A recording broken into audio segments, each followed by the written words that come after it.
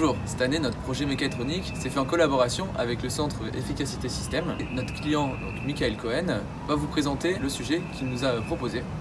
Bonjour Michael. Bonjour Théophile, merci pour cette belle introduction et en effet le sujet c'est la thermique des bâtiments. La thermique des bâtiments c'est un sujet passionnant, fascinant au niveau scientifique bien entendu, mais également au niveau économique et au niveau énergétique. Il faut savoir que le secteur du bâtiment consomme en France presque la moitié des consommations énergétiques et est responsable d'un point d'inter d'émissions de gaz à effet de serre. Donc c'est dans ce contexte-là en effet que se sont développés différents outils, différents logiciels qui permettent de modéliser les bâtiments et de simuler les évolutions des températures en vue, dans l'objectif de pouvoir réduire la consommation énergétique. Et donc c'est puisque tu n'as que des logiciels que tu nous demandes un projet où on doit mettre en application tes formules. Tout à fait, parce qu'aujourd'hui il reste très compliqué finalement de pouvoir mesurer, effectuer des mesures de qualité sur un bâtiment et de pouvoir comparer ces mesures finalement aux résultats obtenus par les outils de simulation. C'est compliqué parce que le bâtiment est un système d'un volume important qui interagit avec pas mal de conditions aux limites, dont les constantes de temps peuvent atteindre plusieurs centaines d'heures et qui est soumis à un climat qui change de manière perpétuelle. Voilà. Donc difficile de faire des mesures de répétabilité. Et donc le CES, plutôt l'équipe ETB pour éco-conception et thermique des bâtiments, a imaginé une chambre climatique dans laquelle on pourrait mesurer et contrôler le climat, entre guillemets, les températures, hygrométrie et rayonnement solaire.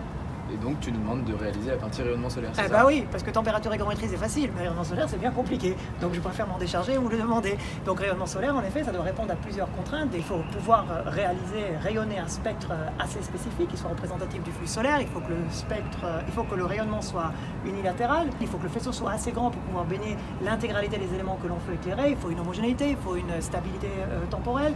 Et il faut également que l'on puisse bouger finalement ce soleil autour des éléments que l'on veut éclairer. Compliqué, vous dis-je. Donc tu nous donnes beaucoup de contraintes pour notre projet finalement. Exactement, ce que vous avez très bien compris par l'intermédiaire du cahier des charges. Mais j'ai bonne confiance. Je pense que incessamment sous peu, on verra sortir des ateliers des mines le seul soleil de cette dimension qui permet de réguler sa densité de flux et mobile au monde. Merci beaucoup pour ta confiance. Pour modéliser le rayonnement solaire, nous avons choisi de créer un câble robot. Notre câble robot va soutenir à l'aide de câbles un soleil artificiel qui sera au milieu de la structure. Et en modifiant la longueur des câbles qui relient les câbles aux arêtes du soleil artificiel, nous pourrons déplacer ce soleil et l'orienter dans toutes les directions possibles. Nous commencerons donc, pour vous présenter notre travail, par les actionneurs.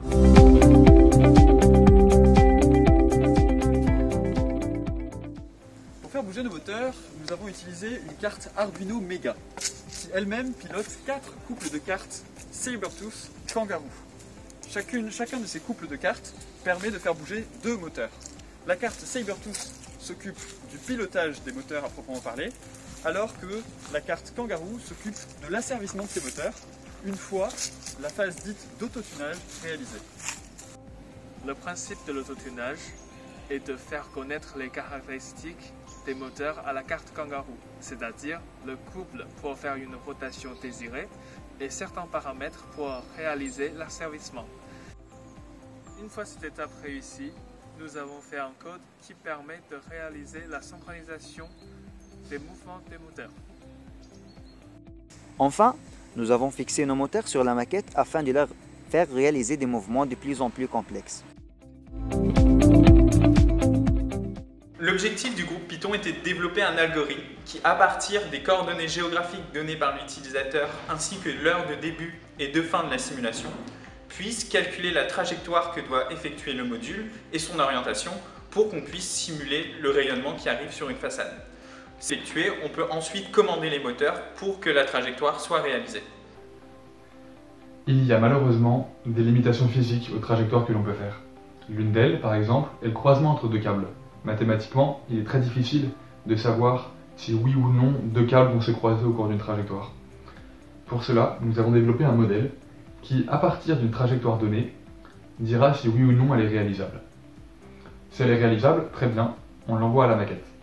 Si elle ne l'est pas, en revanche, à l'aide d'un algorithme de type A-star ou un algorithme de minimisation sous contrainte, il pourra proposer une trajectoire proche de celle désirée, qui proposera le même éclairement à la maison, mais qui, elle, sera réalisable. Ces câbles ne se couperont pas.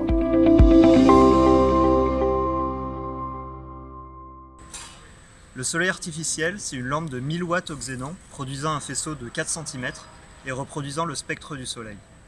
Et nous, on veut vouloir éclairer une baie vitrée de 1,50 m de large, donc il va falloir élargir ce faisceau. On va faire ça grâce à un système de miroir parabolique pour au final obtenir un faisceau de 1,50 m de large, produisant donc la lumière du soleil. Et on veut aussi pouvoir reproduire un jour de pluie en Bretagne, tout comme un soleil d'été en Tunisie. Donc pour ça, il va falloir réguler la puissance du soleil.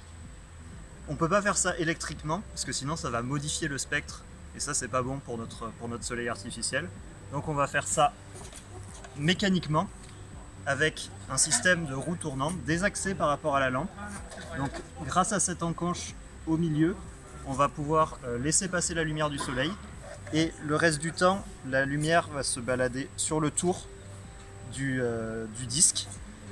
Et en faisant varier les durées où on fait passer la lumière et les durées où c'est bloqué, on va pouvoir faire varier la puissance moyenne du soleil et ainsi réguler notre soleil artificiel. Mais 1000 watts, ça va chauffer, non? En effet, un rayonnement de 1000 watts provoque un échauffement important, surtout s'il est concentré sur un disque de 4 cm de diamètre. Donc, pour vérifier la faisabilité de notre système, on a dû faire appel à des simulations thermiques grâce à Thermet et Abacus. On a donc modélisé notre roue tournante par un disque en aluminium recevant un rayonnement moyen de 1000 watts.